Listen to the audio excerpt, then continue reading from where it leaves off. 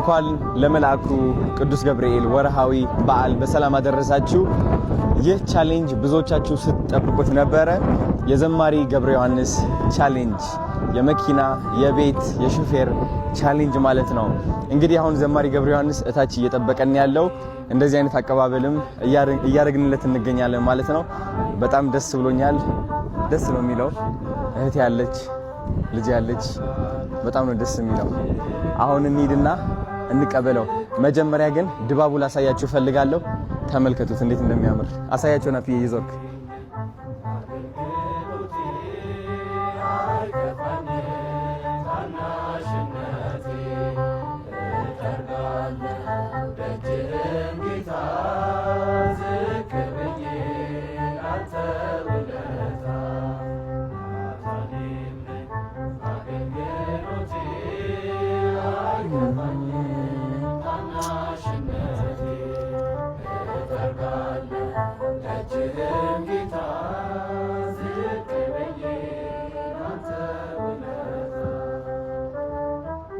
በጣም ደስ ይላል።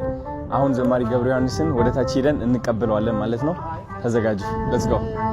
አሪፍ ጋይስ፣ አሁን መኪና ውስጥ ሆኖ እየጠበቀኝ ነው። በጣም ብዙ የምጠይቀው ጥያቄዎች አሉ። በጣም ብዙ እውነት ልንገራችሁ፣ ካናዳ አርቃኛለች ከሃይማኖት። ስለዚህ ዛሬ የምቀርብበት ቀን ነው እና ብዙ ምክር እቀበላለሁ ከሱ። ዋው ችግር የለም፣ በዛ ይሻላል። እሺ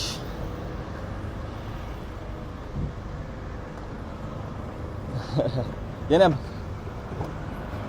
ሄሎ፣ ሰላም ሰላም፣ እንዴት ነው? ደህና ነው ወይ? እንደምን አለን? ደህና ነው ወይ? ታዲያስ በጣም ደስ ብሎኛል ስላገኘው። አምሮብሃል፣ በጣም አምሮብሃል። ማች አድርገናል፣ ኦልሞስት ማች አድርገናል። እንዴት ነው የኔ አባት? በጣም ስላገኘው ደስ ብሎኛል። በጣም የኔ አባት፣ እኔም ደስ ብሎኛል። የኔ አባት ቴንክ ዩ። ችግር የለም አለች አንሻታለሁ። እቺ ነገር የኔ ጌጥ ናት ታውቃለህ? አይትኛዋ ሚስቲኪ ሁሉ የሚያዝወዳለሁ። አረ ብቻ ያው እቺ ለውበት የደረሰ ብቻው ለባህልስ አብራ የመጣች ታምራለች። ያው አልፎ አልፎ የምትያለች። አረ ሶ እኔ እቺን መያዜ እንደው ለግብአቱ የሚረብሽ ካለ በስተቀር አረ አይረብሽም፣ ምንም ነገር አይረብሽም። ታምራለች። ሙከራ አንድ ሁለት ይሰማል። ሙከራ አንድ ሁለት የደንብ ይሰማል። ካሜራማን ይሰማል ወይ? ሰላም እያለ ነው ነበር። ይሰማል በድምጽ የኔ አባት ደረጃ አለች። እሺ አይሰማም፣ ነገር አይሰማም። እያደረቀሽ ነው። ይሄ ሰፈር ነበር አሪፍ 22 ነው ያለ ነው። እቺን ያዝኳት እንዳልኩ ይሄ ግንዛቤ መስጠት አለበት። ዋይት ኬን ሚዝ ብላይንድ ይሄ አሁን እንደ ቅንጦት ነው እኛ ሀገር የሚታየው። አረ አያት አሁን ተዘረጋች። እስኪ ዋው ነጭ ነች። በቃ ይሄ በደንብ ስታንዳርድ የጠበቀ ይሄ ግን ከሩም ከቢሮ ከአንጻር ይሄ አሁን አንድ አያት አሁን ይሄ ለግንዛቤ የሆነችው ዘንድ ነው። እቺን ያስኳት ግን እቃው ሲፈጠር ለውበት አረ ያምራል በጣም ለውበት ስለሆነ እንጂ የታችኛዋ ደግሞ ቀይ ነች። ይሄ አሁን ወደ ኤሌቬተር እየገባልሽ ኤሌቬተር እንኳን ነው ቆየ በጣም ሽነ ወይ ጉድ ና ትንሽ እዚህ አጠር ትላለችና ዝቅ ብለህ ግባሽ። እዚህ ጋር ደግሞ ደረጃ አለሽ። አጠር አሪፍ እህት ያለች ልጄም አለች። ዘማሪዎች አሉ። ልጅ አለ? አዎ እንግዲህ ማን ስሟ? እህቴ ሄሊና ትባላለች። ልጄ ደግሞ አክበረት ትባላለች። በእውነት እውነት መቀሌ ነው የተገናኘነው። አድርሰሃል እንደዚህ? አይ ከመቀሌ ነው የተገናኘነው። ኦኬ መቀሌ ተገናኘን። የወለድኳት ልጄ አይደለችም ግን ልጄ ነች። ከዛም በላይ ነው እንዴ? የኔ አባት ዘማሪዎች አሉ። ይበቃናል። ታዲያስ ቁጭ ላር እሺ። የኔ አባት እዚች ጋር ባይዞር እዛ ታንክ ዩ እሺ ነው ቁጭ በላው። መዝሙር ይለቅስ። እሺ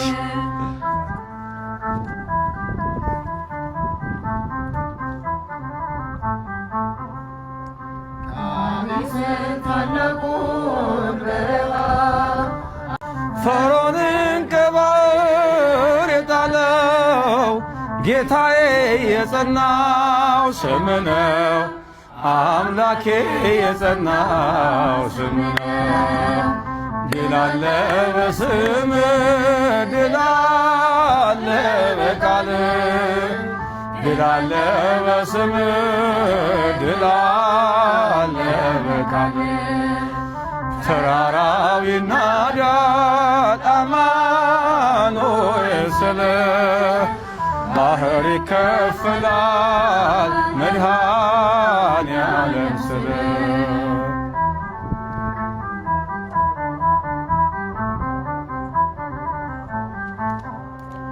በእልልታ ቢፈርስ ኢያሪኮ ጠላትም ቢወድቅ ተማርኮ ቢሰጠን ለእኛ ከተማው የሆነው ሁሉ ካንተ ነው የሆነው ሁሉ ባንተ ነው።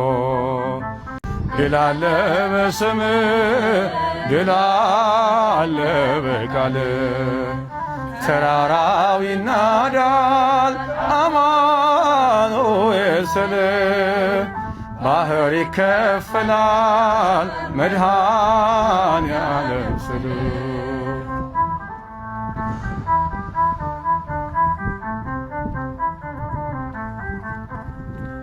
ከክፋት ሁሉ ብናመልጥ የማራ ውሃ ቢጣፍጥ ብንበላም እናንተ ሰማይ ስለሆንክ ነው አዶናይ ስለሆንክ ነው ሁሉን ቻይ። ድል አለ በስምህ ድል አለ በቃልህ ድል አለ በስምህ ድል አለ በቃልህ ተራራው ይናዳል አማኑኤል ስልህ ባህር ይከፈላል መድኃኔዓለም ስልህ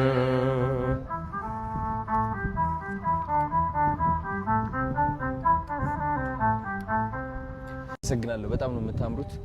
ቴንክ ዩ ሂሊያ በቃ ዛፍቴ ማለይ አይዞህ አይዞህ ቀስ አኸረት የለ ከፍ ብለያ شنو صبو نعنا بدحرينا خونا نعي نعلا وزيها محلفه له زير خلنا نعنا يخن ينابت እንደምን አለ እግዚአብሔር ይመስገን ደህና ነኝ በጣም ደህና ነኝ። ዛሬ እንግዲህ የተገናኘ ነው የመኪና ሹፌር እና የቤት ቻሌንጅ ለማስጀመር ነው። እኔም በጣም በአቅሜ እየጣርኩኝ ነበረ ደግ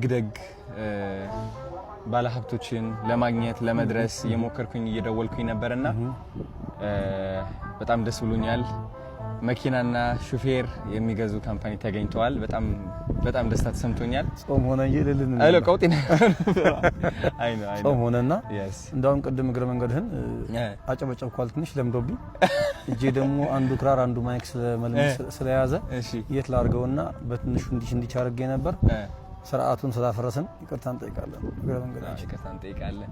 እኔ መጠየቅ የምፈልጋቸው ጥያቄዎች አሉ። ምክንያቱም ካናዳ ነበርኩኝ ለ7 አመት ሙሉ ውጭ ሀገር። ወደ ካናዳ ስትወጣ ደግሞ የሚያጋጥሙ ነገሮች አሉ። ስፔሻሊ እንደ አንድ ወጣት ወደ ሱስ ትገባለህ፣ ወደ ብቸኝነት ትገባለህ፣ ከቤተሰብህ ትርቃለህ፣ ጭንቀት አለ፣ ብዙ ነገር ያጋጥማልና ህይወት በጣም ትፈትናለች። እንግዲህ እኔ አሁን ባለሁበት ሁኔታ ከሃይማኖቴ ራቅ ብያለሁ እና እንደ አንድ ሁሉም የሚያቅ ሳይሆን እንደ አንድ እንዳጠፋ ሰው ከሃይማኖቱ እንደራቀ ሰው እና እቺ ዓለም እንዳሸነፈችው ሰው ሆኜ ነው የቀረብኩት። ጥያቄዎችም ልጠይቅህና ምክርህንም ልሰማ እና የበለጠ ወደ መንፈሳዊነቴም ቀረብ እንድል ማለት ነው። እና እንደኔ ያሉ በህይወት በዓለማዊ ህይወት የተሸነፉ ስፔሻሊ ካናዳ በነበርኩበት ጊዜ በሱስ የተሸነፉ የህይወት መንገድ የጠፋባቸው ሰዎች ምን አይነት ምክር ትሰጣለህ? አዶንታይ በጣም በዛ አጋጣሚ ስላገኘሁ እኔ ደስ ብሎኛል። ስለዚህ በጎነትህም አጋጣሚውን ተጠቅሜ ይሄንን በጎ ነገር በልብህ ያስቀመጠ እግዚአብሔር መንፈስ ቅዱስ ስሙ የተመሰገነ ይሁን። ምክንያቱም ይሄን የሚያሳስብ እግዚአብሔር ካልሆነ በስተቀር ካንተ በላይ ብዙ ማድረግ የሚችሉ ሰዎች አሉ። ማለትም ኢቭን አንተ የሄድክበት ያለውን የሚዲያም አቅም ከዛ በላይም ሰዎች ሊኖሩ ይችላሉ። ነገር ግን በበጎ ስራ ውስጥ ተሳትፈሃልና ደግሞ እንደ አንድ እድለኛ ሰው ደግሞ እኔን በዚህ መልኩ ደግሞ በኔ በኩል እንድትሰራ አንደበት ላይ አእምሮ ላይ ይሄን በጎ ነገር ያስቀመጠ መጀመሪያ እሱ ይመስገንና እኔ እንግዲህ የምክር ሰው ብዙ አይደለሁም። ያው እንደምታውቀው አንድ ታለንት አለችኝ ወይም አንድ መክሊት አለችኝ። እሷም እግዚአብሔር ያደረገልኝን በዜማ በተወሰነ ነገር አመስግኖ ማለፍ ነውና ከኔ ብዙ ምክር አትጠብቅም። ያው ሰባኪያን መምህራን ሲሆኑ በደንብ አድርገው መጽሐፍ ቅዱስን ጠቅሰው ያስተምሩ ይችላሉ። እኔ ግን እንደው ምናልባት ምክር ሊባል ከቻለ እንግዲህ እግዚአብሔር በአንድም በሌላም ትላንት የነበርክበትን ነገር አስትቶ ወደዚህ በጎ ስራ አምጥቷል። ስለዚህ ከዚህ በኋላ ያንን እያስታወሱ ወደ ኋላ መቆዘም ጥቅም የለውም። ምክንያቱም እግዚአብሔር ከይቅርታ በላይ የትላንት በደላችንን በማያልቀው ምሕረቱ መጠን ካለፈልን ትላንት እያስታወሱ ወደ ኋላ የምንቆዘምበት ነገር አይኖርምና መጀመሪያ ትላንትን ከዚያ ከእስር ሆኖ ከሚያሰቃይ ከነበረው ቅድም ካልካቸው በጎ ያልሆኑ ተግባራት እንኳን በሰላም አውጥቶ ወደዚህ በጎ ነገር አደረሰ። ቀጥሎ ግን ከዚህ በኋላ ላትመለስ በዚህ መልኩ ላትጎዳ አንድ ጊዜ ፈቷል እግዚአብሔር ማለት ነው። ያ ስለሆነም ነው አሁን በሚገርም መንገድ እየታየ ያለው። ቅድም ብያለሁ ካንተ በእድሜ የበጡ ሰዎች ያረጉትን ነው አንተ ያረክ ያለው። ሚዲያውም ቢሆን ከዚህ በላይ ተደማጭ የሆኑ ሰዎች ላያረጉት ይችላሉ። ስለዚህ ከዚህ በኋላ አንተ ይሄን ነገር እያሰብክ እኔ እውነት በሌላን ጊዜ ስትናገር ሰምቻለሁ በጥቂቱ መሰለኝ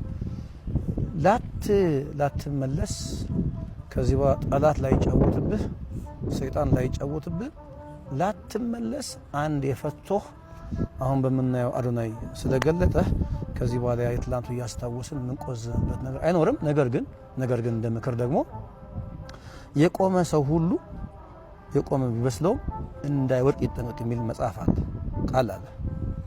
ሁሉ ጊዜኛ መቆማችን ስናስብ መውደቅ ሊኖር ስለሚችል አጠንክረን እግሮቻችንን ከመሬት ላይ በመጥበቅ መጽሐፍ ቅዱስን አብዝቶ በማንበብ ጸሎትን በማድረግ የተደረገልን ነገር አብዝተን በማሰብ ግን ከዚህ በኋላ ያ ነገር እንዳይከሰት ግን መከላከያ አጥር ይሆን ዘንድ እሱ ነው ማመክረህ።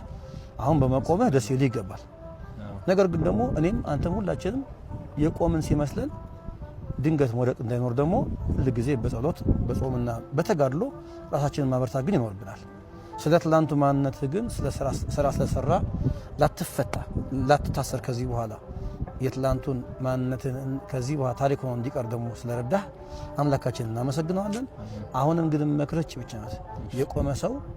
የቆመ ሰው ሁሉ የቆመ እንዳይመስለው መውደቅ ሊኖር ስለሚችል በጾም በጸሎት በተጋድሎ ማንም እንዳልሆንክ ራስህ ምንም እንዳልሆንክ የሚያደርግልህ እግዚአብሔር የሚሰራብህ እግዚአብሔር እንደሆነ ካሰብክ ከዚህ በኋላ ምን ነገር ሊመጣ እንደማይችል ነው ልመክርህ የምችለው። ሌሎችም ሰዎች ይህን የምናወራውን ነገር አስተካክለው ቢሰሙ የሚመከሩ ይመስላል። ቅድም ብያለሁ የምክር ሰው አይደለሁም፣ ብዙም የንግግር ሰው አይደለሁም። የሚቀና የዜማ ስለሆነ እንደው ሌላ ጊዜ በዜማ በግጥም ደግሞ ተከሽኖ ይህን ዝማሬ ብንሰራው ሳይሻል አይቀርም።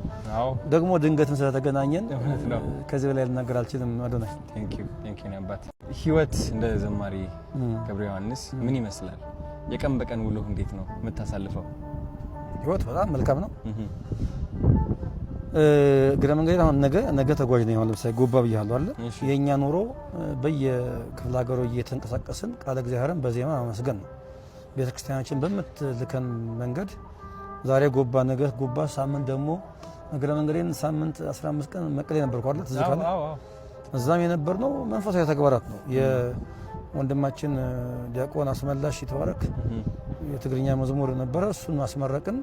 ያው በዛውም በዚህም መንፈሳዊ ተግባራት ስለሆነ አንዴ መቀሌ፣ አንዴ ባሌ፣ አንዴ አዲስ አበባ እየሄድን ነው የምኖረውና ኑሮ በጣም በደስታ በተድላ በምስጋና ነው የምኖረው።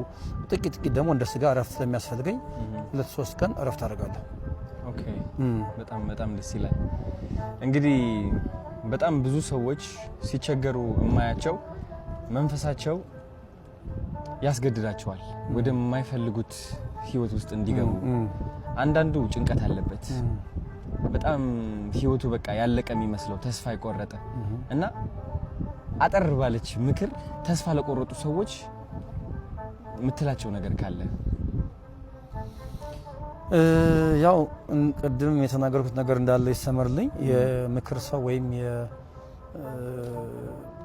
የዛ ሰው ባልሆንም መቼም ተስፋ እንደማይቆረጥ የኔ ህይወት ራሱ በቂ ነው እኔ አሁን ዝም ብዬ ዛሬ ካንተ ጋር ለመገኘት የአንድ ጀንበር ወይ የአንድ አመት ጉዳይ አይደለም ይሄ እንደምታውቀው ሌላው ቢቀር እንኳን አሁን ላለንበት ለመድረስ 15 አመት ያለማጋነን የፈጀ ጊዜ ነው ይወሰድ ነው ከ15 አመት በፊት ገብረሃንስ ምን እንደነበረ አንተ አልነገርህም ስለዚህ የትኛውም ነገር ይከብዳል እንጂ ሊነጋ ሲል ይጨልማል ስለዚህ ተስፋ መቁረጥ ለየትኛውም ነገር መብትሄ ስለማይሆን አንደኛ እግዚአብሔር የሚባል አምላክ አለ እርሱ ደግሞ በሱ ፊት ሁሉ ነገር ትንሽና ቀላል ነው ዛሬ እኔ ራሴን ለማጥፋት ዛሬ ከንቱ ነኝ እያልኩ የማስበው ገብረሃንስ ለእግዚአብሔር ግን ትንሽ እንደሆነ ማሰብ አለብን በተረፈ ግን የትኛውም ነገር ከእግዚአብሔር በላይ አይደለም